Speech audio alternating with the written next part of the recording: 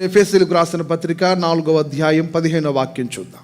ప్రేమ కలిగి సత్యము చెప్పుచు క్రీస్తు వలె ఉండుటకు మనము అన్ని విషయములలో ఎదుగుదుము. క్రీస్తు వలె ఉండాలి అంటే ఏ ఒక్క దానికే సంఘము పరిమితము కాకూడదు. అన్ని కోణాలలో అన్ని విషయాలలో మనం వర్ధిల్లుతూ ఉండాలి అన్న మాటను గత కొన్ని వారాలుగా మనం ధ్యానం చేస్తూ వస్తున్నాం. దానిలో భాగముగా ఈరోజు నేను మీకు చెప్పాలనుకున్న మరొక ప్రాముఖ్యమైన విషయం ఏంటంటే, ఆధ్యాత్మిక ఎదుగుదల ఒక వ్యక్తికి అవసరం. ఎందుకు అవసరము అంటే, మనం ఆధ్యాత్మికంగా ఎదిగితేనే క్రీస్తు వలె రూపాంతరము చెందుతాం. ఆధ్యాత్మికంగా ఎదగకుండా మనం క్రీస్తు సమరూపంలోనికి మార్చబడలేము అనేది వాస్తవం. మరి ఈ ఆధ్యాత్మిక ఎదుగుదల కొరకు మనం ఏం చేయాలి అన్న కోణంలో చాలా మాటలు మనం వింటూ వచ్చాం. ఈరోజు వినబోతున్న ఒక మాట ఏంటంటే, ఆధ్యాత్మికంగా ఎదగాలనుకున్న వ్యక్తి మన ఆధ్యాత్మిక ఎదుగుదల మధ్యలో ఆగిపోకుండా చూసుకోవాలట. అంటే ఆధ్యాత్మిక ఎదుగుదలలో నువ్వు కొంతకాలం ప్రయాణము చేసిన తర్వాత ఎక్కడో ఒక చోట నీ ఆధ్యాత్మిక ఎదుగుదలకు బ్రేక్ పడిపోద్ది, ఆగిపోతావు నువ్వు అక్కడి నుంచి దాటి నువ్వు ముందుకు వెళ్ళలేవు. అది ఆగిపోకుండా మనం చూసుకోవాలి. ఎందుకని అంటే, బైబిల్లో కొన్ని మాటలు మనం గమనిస్తే హెబ్రీ పత్రిక 6వ అధ్యాయం 11-12 వాక్యాలు చూడండి. మీరు మందులు కాక విశ్వాసము చేతను ఓర్పు చేతను వాగ్దానములను స్వతంత్రించుకొను వారిని పోలి నడుచుకొనున్నట్లుగా మీలో ప్రతివాడును మీ నిరీక్షణ పరిపూర్ణమగు నిమిత్తము మీరు ఇదివరకు కనుపరిచిన ఆసక్తిని తుదమట్టుకు కనుపరచవలనని అపేక్షించుచున్నాము. ఇదివరకు కనపరిచిన ఆసక్తిని ఎప్పటి వరకు కొనసాగించాలి?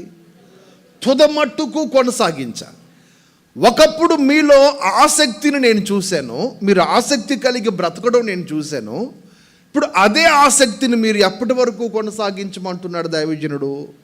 తుదమట్టుకు అంటే ఆఖరి శ్వాస వరకు, లేక చివరి వరకు మీరు కొనసాగించాలి. రెండో మాట చూద్దాం. ప్రసంగి గ్రంథంలో ఒక చక్కని మాట వ్రాయబడింది. 7వ అధ్యాయం 8వ వాక్యంలో, కార్యారంభము కంటే కార్యాంతము మేలు. కార్యము ఆరంభించడం కంటే కార్యమును ముగించడం మేలు.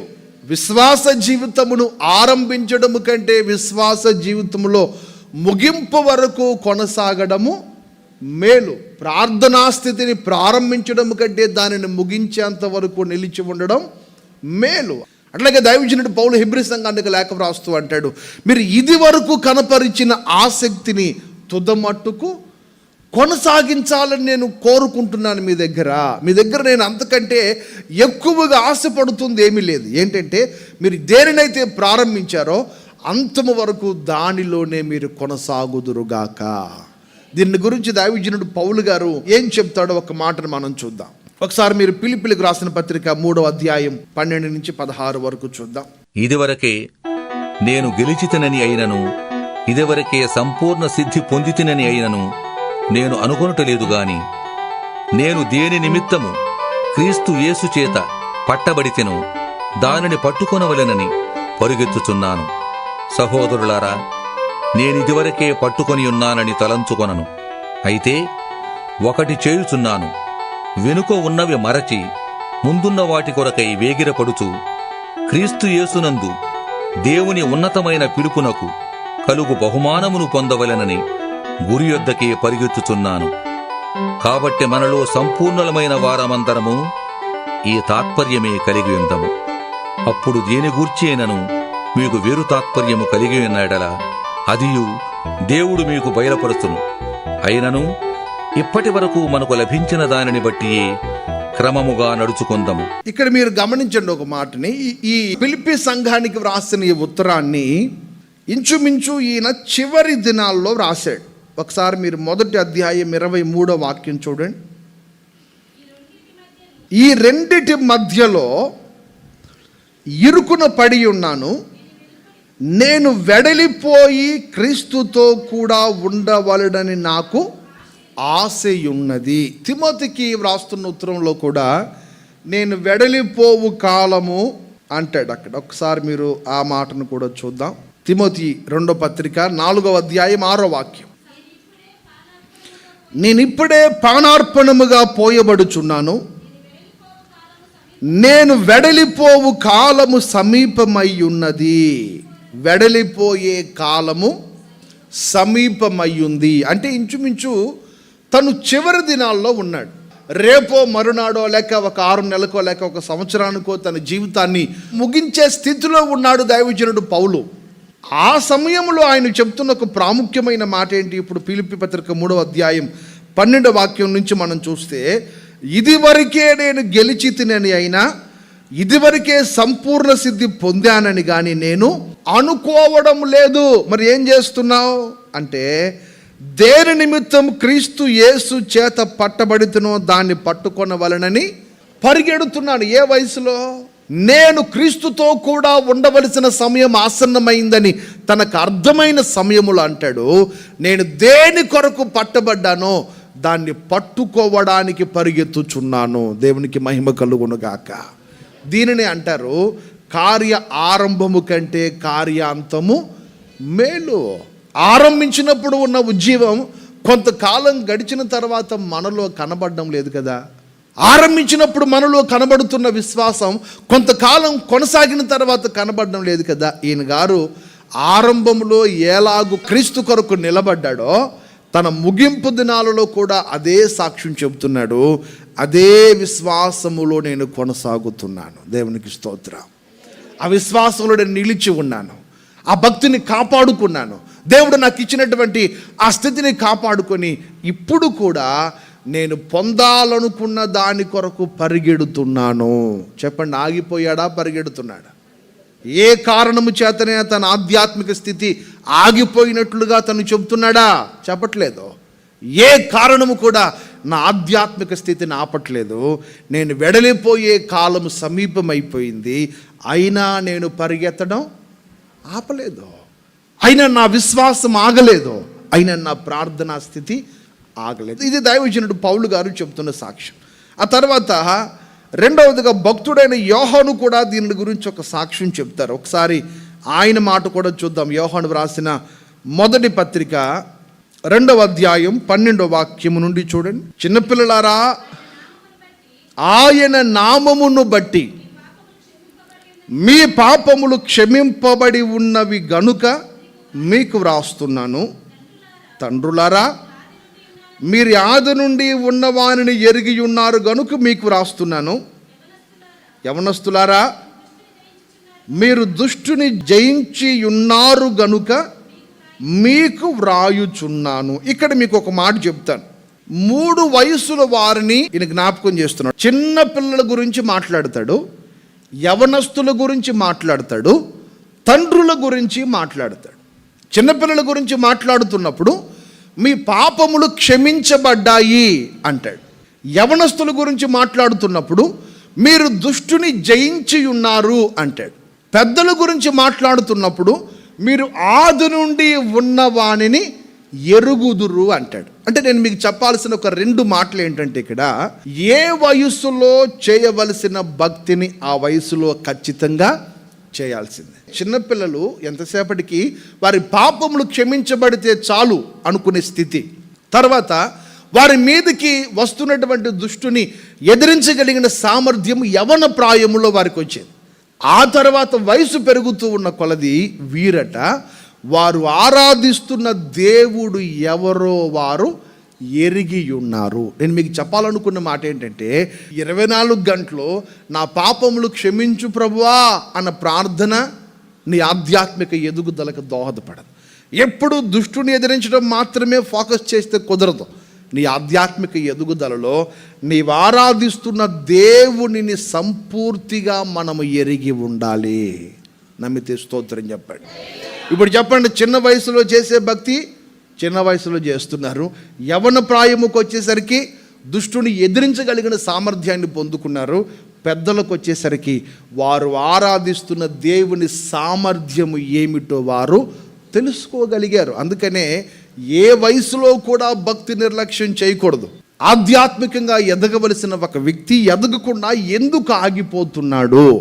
ఒక 3 కారణాలు నేను క్లుప్తంగా మీకు వివరించి ముగిస్తాను. చదవండి, గలతీయులకు రాసిన పత్రిక 1వ అధ్యాయం 14వ వాక్యం. నా పితరుల పారంపర్యాచారమందు విశేషాసక్తి గలవాడనై నా స్వజాతీయులలో నా సమాన వయస్కులైన అనేకుల కంటే యూదుల మతములో ఆధిక్యత నొందితినని నా నడవడిని గూర్చి మీరు వింటిరి. ఆధ్యాత్మిక ఎదుగుదల ఆగిపోవడానికి ఒక బలమైన కారణం ఏంటంటే, కొంతవరకు మనం ఎదిగిన తర్వాత నీ అంతట నీవే సంతృప్తి చెందిపోతావు. ఏమిటా సంతృప్తి? మిగిలిన వారికంటే నేను చాలా భక్తి చేస్తున్నాను, ఇంతవరకు నేను చేసిన ఈ ప్రార్థన, ఈ భక్తి, ఈ విశ్వాసం చాలు నాకు అన్నట్లుగా నీకు నువ్వే సంతృప్తి చెందిపోతావు. కానీ ఆధ్యాత్మికంగా ఒక వ్యక్తి ఎదగాలనుకున్నప్పుడు మనలో ఉండవలసింది ఏంటంటే, అందరిలో ఒకనిగా కాక అందరిలో ఒక ప్రత్యేకమైన వ్యక్తిగా నీ భక్తి జీవితమును నీవు కాపాడుకోగలగాలి. దానికి ఉదాహరణగానే నేను ఈ గలతీ పత్రిక 1వ అధ్యాయం 14వ వాక్యం చదివించాను. మరలా నేను చదువుతున్నాను, మీరు గమనించండి. నా పితరుల పారంపర్యాచారమందు విశేషాసక్తి గలవాడనై నా స్వజాతీయులలో నా సమాన వయస్కులైన అనేకుల కంటే యూదుల మతములో ఆధిక్యత నొందితినని నా నడవడిని గూర్చి మీరు వినియున్నారు. వారిలో ఒకడిగా మిగిలిపోయాడా? తన వయసు వారందరూ ఎట్లాంటి భక్తి చేస్తున్నారో ఈయన కూడా అలాంటి భక్తి మాత్రమే చేస్తూ నిలబడిపోయాడా? నిలబడిపోలేదు. తన వయసు పెరుగుతుంది, తనతో పాటు తన వెనక అనేక మంది ఆధ్యాత్మికతలో ఎదుగుతున్న వాళ్ళు వస్తున్నారు. వారందరిలో వారికంటే నేను ఆధిక్యత నొందాను. దేవునికి స్తోత్రం. కారణం ఏంటి? నాకు కలిగిన విశ్వాసములో నేను సంతృప్తి చెందలేదు. నేను చేస్తున్న ప్రార్థనా స్థితిని బట్టి నేను సంతృప్తి చెందలేదు. నేను పరిగెడుతున్న పరుగును బట్టి నేను సంతృప్తి చెందడం లేదు. ఎందుకని అంటే, నేను ఇప్పటి వరకు పరిగెత్తింది కొంచెమేనండి, ఇంకా పరిగెత్తవలసినది చాలా ఉంది. అందరిలాగా నేను పరిగెడితే నా దేవునికి నాకు మధ్యలో ఉన్న అనుబంధం ఎట్లా బలపడుతుందండి? వారికంటే నేను ఒక అడుగు ముందుగే పరిగెత్తాలి. ఈరోజు విశ్వాస జీవితంలో ప్రతి విశ్వాసి కోరుకోవలసింది ఏమిటో తెలుసా? నా తోటి వారికంటే నేను విశ్వాస వీరునిగా ఎదగాలి. ఆమేన్. అట్లాగని వారిని విశ్వాసంగా మనమే బలహీనులుగా చేసేసి మనం ఒక్కరమే విశ్వాసులుగా ఎదగమని కాదు ఈ వాక్యపు అర్థం. వాళ్ళందరూ పరిగెత్తుకుంటూ వస్తున్నారు, వారికంటే నేను ఒక అడుగు ముందుకే వెళ్ళాను. నా సమాన వయస్కులైన వారికంటే నేను కొంచెం వేగంగా పరిగెడుతున్నాను. తర్వాత 2వ మాట కూడా చదవండి. ఆయనే చెప్తున్న మరొక మాట మీరు చూస్తారు. తిమోతికి రాసిన 1వ పత్రికలో 1వ అధ్యాయం 15వ వాక్యం చూడండి. వాక్యము నమ్మదగినదియు పూర్ణాంగీకారమునకు యోగ్యమైనదియునయ్యున్నది, అట్టి వారిలో నేను ప్రధానుడను. ఇక్కడ మీరు గమనించాలి, పాపులను రక్షించుటకు క్రీస్తు యేసు లోకానికి వచ్చాడు. వచ్చిన వాడు తన వాక్యము పంపి అయోగ్యమైన వారందరిని యోగ్యులుగా మారుస్తున్నాడు. అట్టి అయోగ్యమైన వారిని యోగ్యులుగా మార్చాడు అని చెప్తున్న మాటలో అంటాడు, ఈ అయోగ్యమైన వారందరిలో నేను ప్రధానుడను. అంటే అర్థమేంటి? తన అయోగ్యత ఎంత మట్టుకు ఉన్నదో దానిని గ్రహించడంలో కూడా తను ముందే ఉన్నాడు. స్తోత్రం చెప్పండి. 3వ మాట కూడా చూడండి ఒకసారి. ఫిలిప్పీయులకు రాసిన పత్రిక 3వ అధ్యాయం 3వ వాక్యం. ఎందుకనగా శరీరమును ఆస్పదము చేసుకొనక దేవుని యొక్క ఆత్మ వలన ఆరాధించుచు క్రీస్తు యేసునందు అతిశయపడుచున్న మనమే సున్నతి ఆచరించు వారము. కావాలంటే నేను శరీరమును ఆస్పదము చేసుకోవచ్చు, మరి ఎవడైనను శరీరమును ఆస్పదము చేసుకున్నట్లా నేను మరి ఎక్కువగా చేసుకొనవచ్చు. ఇక్కడ ఒక చిన్న పోరాటం జరుగుతుంది. ఏమిటా పోరాటం అంటే, ఒక గుంపేమో ఆత్మ బలముతో దేవుణ్ణి ఆరాధిస్తున్నారు, మరొక గుంపు శరీరముతో దేవుణ్ణి ఆరాధిస్తున్న వాళ్ళు ఉన్నారు. ఇప్పుడు శరీరముతో దేవుణ్ణి ఆరాధిస్తున్న వాళ్ళందరూ ఆత్మతో ఆరాధిస్తున్న వాళ్ళను చూచి వారేదో వ్యంగ్యంగా మాట్లాడుకుంటున్నారు, లేక వారిని ఏదో హీనపరుస్తున్నారు, వారిని ఏదో తక్కువ వారిగా చూస్తున్నారు. ఇవన్నీ జరిగిపోతున్నాయి. దైవజనుడు పౌలు వచ్చి అంటాడు, ఒరే బాబు, ఒకవేళ శరీరాన్ని ఆస్పదముగా చేసుకొని ఆరాధిస్తే నాకంటే ఎక్కువగా ఎవడు చేయలేడు. కానీ ఇప్పుడు నేను మీకు చెప్పాలనుకున్న మాట ఏంటో తెలుసా? స్వనీతిని నమ్ముకోకుండా దేవుని బలాన్ని నమ్ముకోవడంలో మీ అందరికంటే నేను ముందు వరుసలో ఉన్నాను. స్తోత్రం చెప్పండి గట్టిగా. నేను మూడవదిగా చెప్పాలనుకున్న మాట ఏంటో తెలుసా? స్వనీతి మీద ఆధారపడకుండా దేవుని బలము మీద ఆధారపడడంలో కూడా అందరి వలె కాక మనము ఒక అడుగు ముందుకు వేయుదముగాక. ఇప్పుడు ఆధ్యాత్మికతలో ఎదగకపోవడానికి ఒక బలమైన కారణం ఏంటో తెలుసా? నువ్వు ఎదిగిన స్థితిని బట్టి నువ్వు సంతృప్తి చెందుతున్నావు. నీకు ఆ సంతృప్తి ఉండకూడదు. అక్కడ నువ్వు అనుకోవాల్సింది ఏంటి? నేను ఎక్కడికంటే మరి కొంచెం ముందుకు వెళ్ళాలి. ఆమేన్. ఎఫెసీ పత్రిక 3వ అధ్యాయం 8వ వాక్యము నుండి 11 వరకు చూద్దాం. దేవుడు మన ప్రభువైన క్రీస్తు యేసునందు చేసిన నిత్య సంకల్పము చొప్పున పరలోకములో ప్రధానులకును అధికారులకును సంఘము ద్వారా తన యొక్క నానావిధమైన జ్ఞానము ఇప్పుడు తెలియబడవలనని ఉద్దేశించి శోధింపశక్యముగాని క్రీస్తు ఐశ్వర్యమును అన్యజనులలో ప్రకటించుటకును సమస్తమును సృష్టించిన దేవుని యందు పూర్వకాలము నుండి మరుగయ్యున్న ఆ మర్మమును గూర్చిన ఏర్పాటు ఎట్టిదో అందరికిని తేటపరచుటకును పరిశుద్ధులందరిలో అత్యల్పుడనైన నాకు ఈ కృప అనుగ్రహించెను. ఇక్కడ మీకు ఒక చిన్న వ్యత్యాసం చెప్తాను. తను భక్తి జీవితంలో ముందుకు సాగుతున్నాను, అందరికంటే ఒక అడుగు ముందుండి ముందుకు పరిగెత్తాను నేను. కానీ ఎదుటి పరిశుద్ధులలోకి వచ్చేసరికి నేను వారందరిలో అత్యల్పుడను. అక్కడ హెచ్చించుకోవడానికి ఇష్టపడట్లేదు. మీరు కొంచెం జాగ్రత్తగా గమనించాలి. తన విశ్వాస పరిమాణాన్ని చెప్తున్నప్పుడు తను ఎంత ముందున్నాడో చెప్తున్నాడు. తన ఆధ్యాత్మిక జీవిత స్థితిని చెప్పేటప్పుడు ఎంత స్థితిలో ఉన్నాడో చెప్తున్నాడు. తనను గురించి తను తగ్గించుకోవాల్సిన సమయం వచ్చినప్పుడు పరిశుద్ధులందరిలో నేను అత్యల్పుడను. నా ముందు బోలెడంతమంది పరిశుద్ధులు ఉన్నారు. తగ్గించుకోవాల్సిన సమయం వచ్చినప్పుడు అల్పునిగానే తనను తాను పరిచయం చేసుకుంటున్నాడు. అంటే నేను మీకు చెప్పాలనుకున్న మాట ఏంటంటే, నువ్వు ప్రార్థనలో ఎదిగినా అందరికంటే ఎక్కువగానే ఎదగాలి. నీవు తగ్గింపు జీవితము కలిగి బ్రతికినా అందరికంటే నీవు తగ్గింపు కలిగి బ్రతకాలి దేవుని సన్నిధిలో. విధేయతలోనైనా అందరికంటే నువ్వు ముందు వరుసలోనే ఉండాలి. విశ్వాసంలో ఎదుగుదలలోనైనా అందరికంటే నీవు ముందు వరుసలోనే ఉండాలి. నేను తగ్గించుకున్నది చాలే, దాంట్లో కూడా నీకు సంతృప్తి ఉండకూడదు. నేను ఇంకా దేవుని కొరకు విధేయతతో నింపబడాలి. దేవునికి స్తోత్రం. కొరింథీయులకు రాసిన మొదటి పత్రిక 15వ అధ్యాయం 9వ వాక్యం చూద్దాం. ఏలయనగా నేను అపోస్తులందరిలో తక్కువ వాడను, దేవుని సంఘమును హింసించినందున అపోస్తులుడు అనబడుటకు యోగ్యుడను కాను. అయినను నేనేమై ఉన్నాను అది దేవుని కృప వలన అయి ఉన్నాను. మరియు నాకు అనుగ్రహింపబడిన ఆయన కృప నిష్ఫలము కాలేదు గాని వారందరికంటే నేను ఎక్కువగా ప్రయాసపడి తిని. అంటే ఇప్పుడు మనం దేనిలో ముందు ఉండాలి? దేవుని కొరకు నువ్వు పడుతున్న ప్రయాసలో నీ తోటి వారి కంటే నీవు ముందుండాలి. దేవునికి స్తోత్రం. నువ్వు ఆధ్యాత్మికతలో ఎదగాలంటే ఇప్పుడు నీవు కలిగి ఉన్న స్థితిని బట్టి నువ్వు ఏం చెందకూడదు? సంతృప్తి చెందకూడదు. ఎందుకు సంతృప్తి చెందకూడదంటే, సంతృప్తి చెందితే నువ్వు అక్కడే ఆగిపోతావు. సంతృప్తి చెందకపోతే మరింత పరుగులెత్తడానికి నీలో ఒక ఉత్సాహం బయలుదేరుతుంది. మరొక మాట కూడా చదవండి. కొరింథీయులకు రాసిన మొదటి పత్రికలోనే 14వ అధ్యాయం 18వ వాక్యం చూడండి. మీ అందరికంటే ఎక్కువగా భాషలతో మాటలాడుచున్నాను. ఆత్మ వరములను అపేక్షించుటలో లేక ఆత్మ వరముతో ఆనందించుటలో ఈయన అందరికంటే ముందున్నాడు. నీ ఆధ్యాత్మిక ఎదుగుదల ఆగిపోవడానికి ఒక బలమైన కారణం ఏంటంటే, నీవు ఎదిగిన దాని యందు నువ్వు ఏం కలిగి ఉన్నావు? సంతృప్తి పడి అక్కడే ఆగిపోయావు. ఇది చాలే నాకు అనుకుంటున్నావు. ఇది చాలు అని అనుకోకూడదు. అంతకంటే మరి ఎక్కువగా నువ్వు పరుగులెత్తడానికి నా దేవుడు నీకు కృప దయచేయునుగాక. కొరింథీయులకు రాసిన 2వ పత్రిక 10వ అధ్యాయం 12వ వాక్యం చూద్దాం.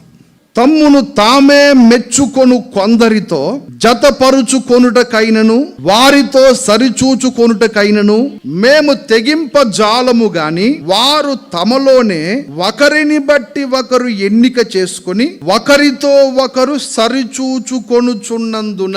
ఇతరులతో పోల్చుకోవడం. చెప్పండి ఈ మాట. ఆధ్యాత్మిక ఎదుగుదలలో ముందుకు వెళ్ళలేకపోవడానికి మొదటి కారణం, నువ్వు ఇప్పుడు కలిగి ఉన్న భక్తిని బట్టి సంతృప్తితో బ్రతికేస్తున్నావు. ఇక నాకు ఇది చాలా అనుకున్నావు, సంతృప్తి బతుకుతున్నావు, అందుకని నువ్వు అంతకంటే ముందుకు వెళ్ళలేకపోతున్నావు. రెండవ కారణం ఏంటంటే ఇతరులతో పోల్చుకోవడం. అందుకని మీరు అక్కడ 12వ వాక్యంలో చూస్తే, తమలోనే ఒకరిని బట్టి ఒకరు ఎన్నిక చేసుకొని ఒకరితో ఒకరు సరిచూచుకొనుచున్నారు. నీ భక్తిలో నువ్వు ఎప్పుడూ కూడా ఇతరులతో నిన్ను నువ్వు పోల్చుకోవద్దు. ఎందుకు పోల్చుకోకూడదో కూడా ఒక మాట చెప్తాను. లూకాసు వార్త 13వ అధ్యాయం 30వ వాక్యం చూడండి ఒకసారి. కడపటి వారిలో కొందరు మొదటి వారు అవుతారు, మొదటి వారిలో కొందరు కడపటి వారు అగుతారని మీతో చెప్పుచున్నాను. ఎందుకు ఇతరులతో పోల్చుకోకూడదు? నువ్వు మొదటి వారు అని అనుకుంటావే, వారు ఏమైపోతారట? రాను రాను కడపటి వారు అయిపోతారు. వీడు ఎందుకు పనికిరాడురా, వీడి కడపటి వాడని నువ్వు అనుకుంటావే, వాడేమవుతాడు? మొదటి వాడవుతాడు. ఇక్కడ మీకు మరొక మాట జ్ఞాపకం చేస్తాను. ఇల్లు కట్టువారు నిషేధించు రాయి మూలకు తలరాయి ఆయను. మనము ఎవరిని నిషేధిస్తామో వారు ఒక రోజున ప్రయోజనకరమైన వారిగా మార్చబడతారు. మనము ఎవరిని గొప్పవారు అనుకుంటామో ఎందుకు పనికిరాని కడపటి వారిగా మిగిలిపోతారు వారు, నానాటికి దిగజారిపోతారు వారు. అందుకని మనం ఎప్పుడూ కూడా ఏ మనిషితో మనలను మనము పోల్చుకోకూడదు. చాలామంది మనుషులతో పోల్చుకొని మనం ఏం చేస్తుంటామంటే, ఏమండి అబ్రహాం గారు అబద్ధం ఆడలేదా? ఏమంటే దావీదు పాపం చేయలేదా? ఏమంటే సంసోను పాపం చేయలేదా? పౌలు పాపం చేయలేదా? పేతురు చేయలేదా? యేసుప్రభు అంటే ఎవడో తెలియదన్న బొంకలేదా? అబద్ధం చెప్పలేదా? వాళ్ళందరూ చేయగలేదు, మనం చేస్తే తప్పేంటండి అంటుంటాం మనం. కానీ వారిని గురించి బైబిల్ ఏం చెప్తుందంటే, మీరు ఒక్కసారి ఆ మాట చూడాలి ఖచ్చితంగా. కొరింథీయులకు రాసిన మొదటి పత్రిక 10వ అధ్యాయం 11వ వాక్యంలో పౌలు ఒక చక్కటి మాట అంటాడు. ఈ సంగతులు దృష్టాంతములుగా వారికి సంభవించి యుగాంతమందున మనకు బుద్ధి కలుగుటకై వ్రాయబడెను. అబ్రహాము అబద్ధం చెప్పాడని ఎందుకు వ్రాయబడింది అంటే, మనకు బుద్ధి కలగడానికి. స్తోత్రం చెప్పండి. వారిని చూచి మనం సమర్థించుకోవడానికి కాదు, వారిని చూసి వారి మీద నెపం వేసి మనల్ని మనం తప్పించుకోవడానికి కాదు ఇవి వ్రాయబడింది. అవన్నీ ఎందుకు వ్రాయబడ్డాయి అంటే మనకు బుద్ధి కలుగుటకై. అందుకని ఎప్పుడు కూడా మన భక్తి జీవితంలో వాళ్ళు చేశారు, వీళ్ళు చేశారు, వాళ్ళట్లా నడిస్తే తప్పులేదు, నేను నడిస్తే వచ్చిందా, వాళ్ళు అట్లా మాట్లాడితే తప్పులేదు, నేను మాట్లాడితే వచ్చిందా. ఇతరులతో పోల్చుకోవద్దు. నీ పోలిక ఎప్పుడు యేసయ్యతో మాత్రమే ఉండునుగాక. గట్టిగా స్తోత్రం చెప్పండి. మూడో మాట ఏంటంటే, ఓటమి కలిగినప్పుడు లేక అపజయాలు కలిగినప్పుడు లేక నీకు సమస్య కలిగినప్పుడు నిరాశ చెందకూడదు. ఎందుకని అంటే ఓటమి అనేది మన ముగింపు కాదు. నీ ఓటమి తర్వాత నీవింకా జయించవలసిన కార్యాలు ఎన్నో ఉన్నాయి. దేవునికి స్తోత్రం. మీరు ఒక్కసారి ఇప్పుడు సామెతల గ్రంథంలో 24వ అధ్యాయం 16వ వాక్యాన్ని చూడండి. నీతిమంతుడు 7 మార్లు పడినా, 7 సార్లు పడినా తిరిగి లేస్తాడులేని 7 సార్లు పడతా ఉండరా అని కాదు దాని అర్థం. దాని అర్థం ఏంటంటే, ఒకవేళ నువ్వు విశ్వాసివి, నువ్వు ఏదన్నా ఆరంభించిన కార్యములో విఫలమైపోయావు, వైఫల్యం చెందేసావు, అడుగు ముందుకు వేయలేకపోతున్నావు, అప్పుడు నువ్వు తెలుసుకోవలసిన మాట ఏంటో తెలుసా? పడిన స్థితి నుంచి నా దేవుడు నన్ను తిరిగి లేవనెత్తగలడు. అందుకని పడిపోయిన చోట మనకి ఏముండకూడదు? నిరాశ చెందకూడదు, కృంగిపోకూడదు, ఓడిపోయానన్న బాధ నీలో ఉండకూడదు. ఎందుకనంటే వైఫల్యం అనేది మన ముగింపు కాదు, వైఫల్యం అనేది మనకు ఒక పాఠం. అక్కడి నుంచి మరలా లేచి మనం అడుగులు ముందుకు వేయాలి. దైవజనుడు పౌలు ఒక మాట అంటాడు, ఫిలిప్పీయులకు రాసిన పత్రిక 3:13 చదవండి. సహోదరులారా,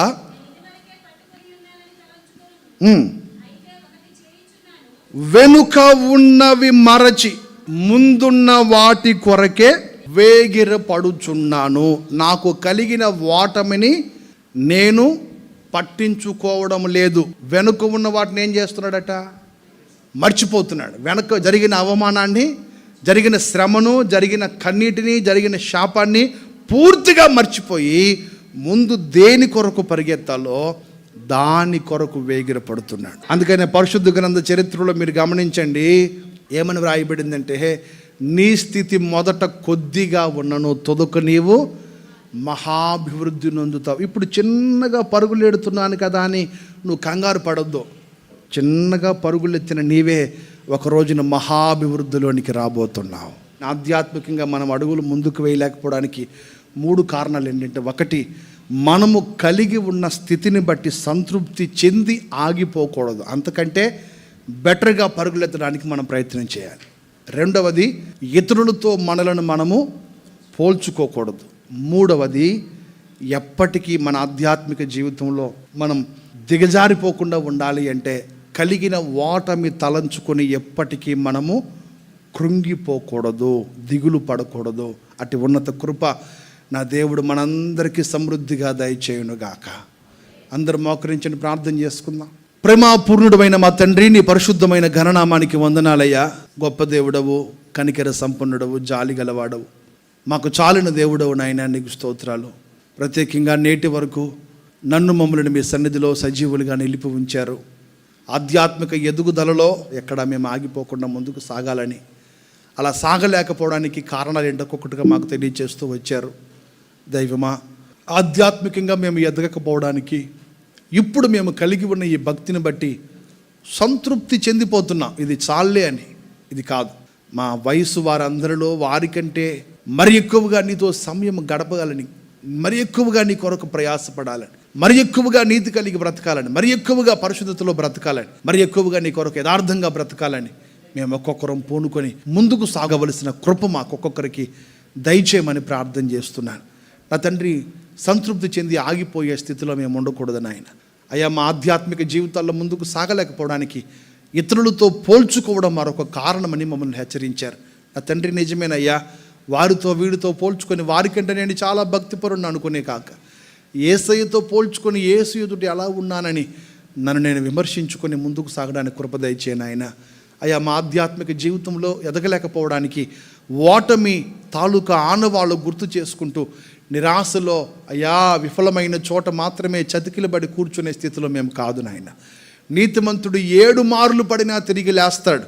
దానికి కారణం, నీతిమంతుడైతే లేవనెత్తగలిగిన దేవుడు తనతో కూడా ఉన్నాడన్న ధైర్యంతో వెనుకున్నవి మరచి ముందుకు పరిగెత్తడానికి కృప దయచేయను ఆయన. మా ఆధ్యాత్మిక జీవితంలో ఒకసారి చతికిలబడ్డాం కదా అని ఇక అక్కడే చతికిలబడి ఉన్న స్థితిలో ఉండకున్నట్లుగా నెమ్మదిగా నీ కొరకు పరుగులెత్తడానికి కృప దయచేయను ఆయన. మేము ఆగిపోవడం కంటే నెమ్మదిగా నడవడమే మేలు.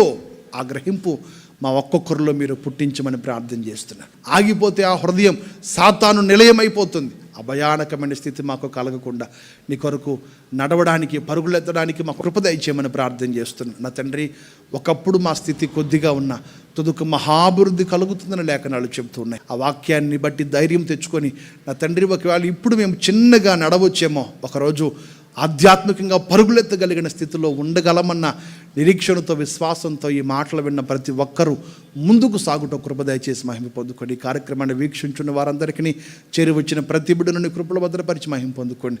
వారి కుటుంబాలను దీవించండి, వారి పాడి పంటను దీవించండి, వారి చేతి పని, ఉద్యోగ వ్యాపారాలలో దీవెన కలుగు చేయమని ప్రార్థన చేస్తున్నాను. ప్రతి వారిని ఆధ్యాత్మికంగా వర్ధిల్లి చేసి మహిమగల మీరు రాకడ కొరకు సిద్ధపరచమని యేసయ్య పరిశుద్ధ నామాన ప్రార్థించి వేడుకొనుచున్నాము తండ్రి. ఆమెన్.